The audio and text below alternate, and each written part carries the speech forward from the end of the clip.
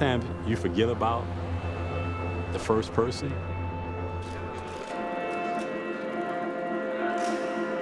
The one that started it all. You know, we have some of the greatest assets in the world here in Cleveland.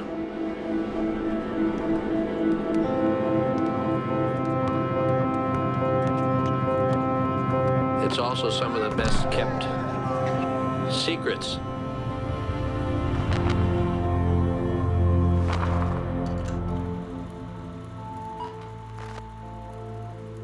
He grew up in a poor neighborhood in Cleveland. Town was down. Nobody was doing anything. Vandalism in some fires between 103rd and 125th and Superior. The damage is extensive as blocks of stores and apartment buildings were destroyed. I mean, it was pretty dire. Nick was a man that really wanted this city to succeed. Worked as a mailman, literally a postman. Went to Bowling Green for college and then went to Ohio State for law school and became a lawyer. The only way I know to make bad things into good things is with action, not with conversation. You can't argue with the people. You have to show them they're wrong. That's my experience. The arena downtown Cleveland was an old facility. It was there since the 30s. He thought, what in the world are you doing with this great facility in downtown Cleveland with all this opportunity and not booking anything at it?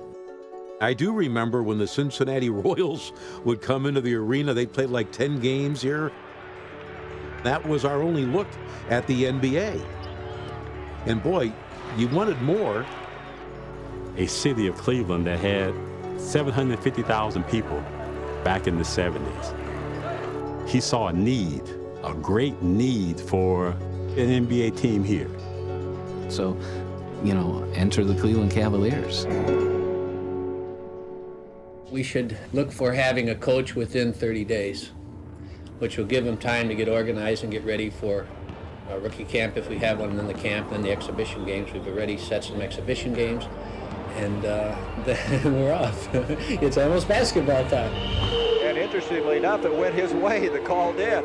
So he gets a technical, even though they called traveling on Shepard. Bill Fitch. Well, Fitch was a unique personality. Like I tell them, I'm not the coach, I'm the doctor.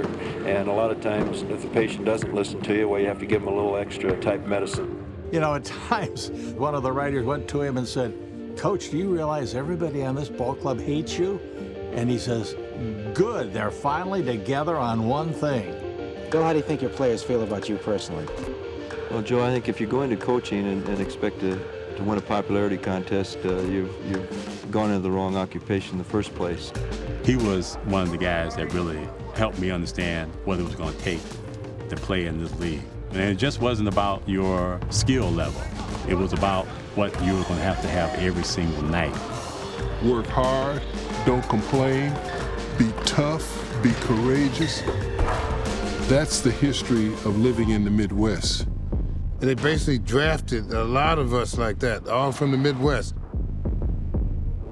John Johnson was the original #1 draft choice of the Cavs. We feel that this is what we drafted for professional basketball, a complete player. He's an exceptionally fine ball handler.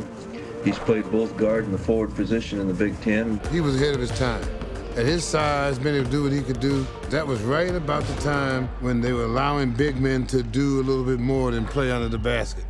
My father always did say Cleveland was one of the cities, no matter how good or bad they are, they had the most diehard loyal fans, and they were going to be ruthless when you were an opposing team. There was so many different guys coming in and coming out. What I would call, we were a transient team. We had guys coming, going, getting hurt, leaving. Oh yeah, I had never lost that many games in my life. Matter of fact, my first year was 5 times as many games I had lost in my lifetime. I didn't know what to do.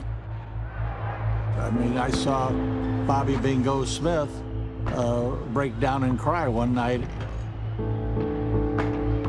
He just said, I don't know why we don't win. Why can't we win? We're trying hard. I'm not satisfied. I understand what happened, but I think we're going to have to make some changes. That was some bad times. You played for bigger crowds in high school in Washington than you have here in Cleveland in the NBA. Is that depressing? Sometimes it becomes a little discouraging, but hopefully things will improve in the future, especially with the new building coming.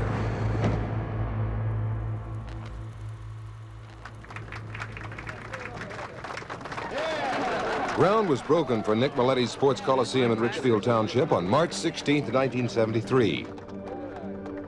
We think it's a positive solution to a problem. We project 16 months to build, and we'll have a facility that I think will be the finest of its kind. To say, well, this is a nice Madison Square Garden, but you should see the Coliseum in our town. Now we're talking.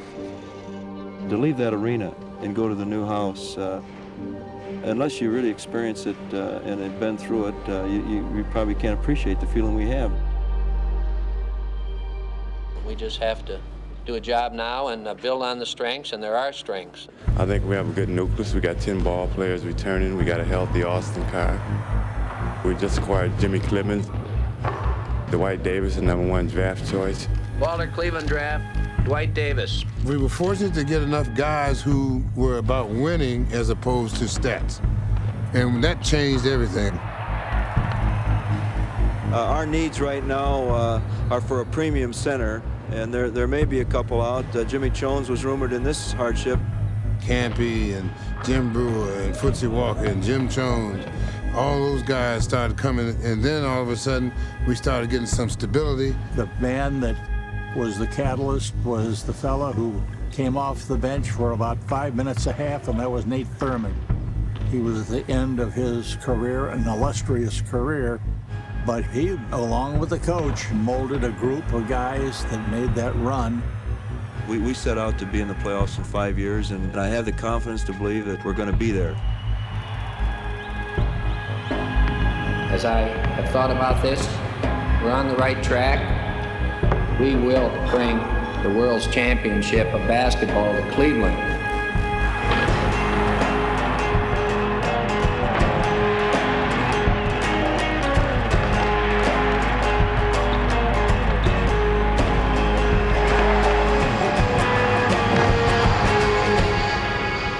The Cavs left Hopkins Airport early this morning for the 1.5-hour flight to Washington, where tonight they'll meet the Washington Bullets in game number 2 of the best-of-7 Eastern Division semifinal playoff series. Washington won the opener Tuesday night at the Coliseum before the largest crowd in NBA playoff history. Without a doubt, with Hayes and Bing and Unseld and Chenier, you can't help but respect their basketball team, and you know that it's going to be one heck of a battle. Yeah, we're going to have to play the best basketball we've ever played to win the series with Washington. How do you beat Wes Unseld? Well, you don't beat him too many times. You know, to me, he's a superstar. You know, the things he does out on that floor are unbelievable. So he uses strength, and I try to run him and get him a little tired, you know. So it's quite a matchup. The Cavs run a very different offense than you see with most teams. They do a lot of off-the-ball movement. Jim is, you know, he's really matured as a player. So every game it becomes a little bit more difficult to play. Jim Jones has been playing injured since the season started and since we left camp. And he's been doing a very good job injured. But is there something that we don't know about, something that's more serious? Well, I don't know right now. That's one reason I'm not answering the question. That best-of-7 playoff series is now tied. Two teams will play again tonight at the Coliseum starting at 8 o'clock. Standing room only, a crowd of more than 21,000 is expected. Standing room only, available at our Coliseum box office. We do suggest you get out here as soon as possible to purchase them. $8.50. You're welcome, Ben. The thing that sticks out in my mind was the fans. These are football fans. These are world champion Browns fans. They were cheering for basketball.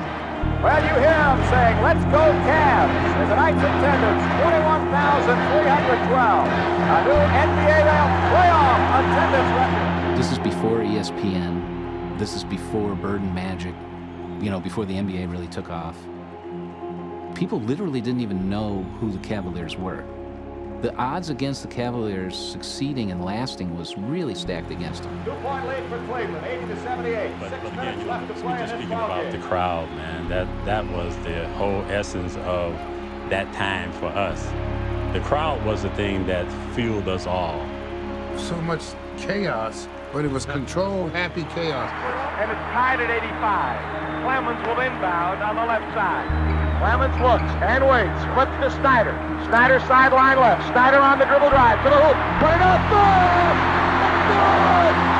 Snyder scored with 4 seconds to go. And the Bullets take time. Cleveland 87. And Bullets 80. I mean, you could literally feel the concrete under the seats were shaking from the vibrations from the fans. They were just going bananas. Set it for.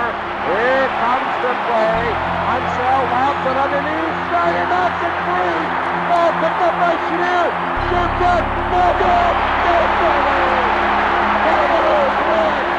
The Cavaliers win. 87-85. The Cavaliers. I don't know that I've ever been in a building that ever was louder than the way those crowds were. It really was where the Cavs were embraced. That's where they really became, Cleveland's basketball team. Still doing it. Let it go, Brian. Man, it's so quick. Yeah. The doctor was telling me that that's a weak bone in the first place, and it takes a while to heal, and it had been giving me trouble all through the season. It's just one of them things that happens, Jim, it goes without saying you must be tremendously disappointed to come this close and then have it all come to an end. Yeah, I am. Not so much for me, but for the other guys. They put in a lot of work this season, and things got bad. We all stuck together, and sometimes you only come this way once, and we figured this was our chance,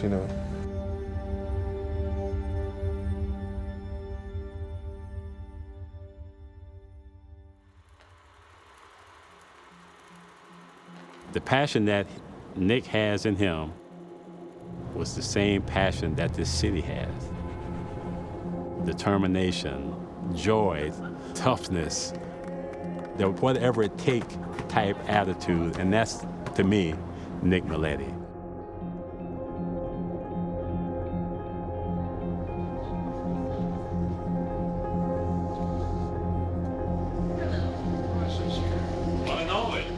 I'll never forget it. 15 and 67. It's been 50 years, you gotta remember that. I mean, when you're playing the Knicks and you're playing the Lakers and so on, what the hell are we gonna do, win? I mean, get serious. And then little by little, we built it up.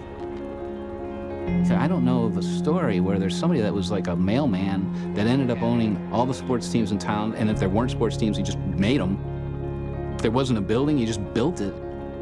A lot of what happened was just serendipitous, you know. It didn't take any courage at all because the need was there. It had to be. I was thrilled to see that when they won the championship. I was very proud of that.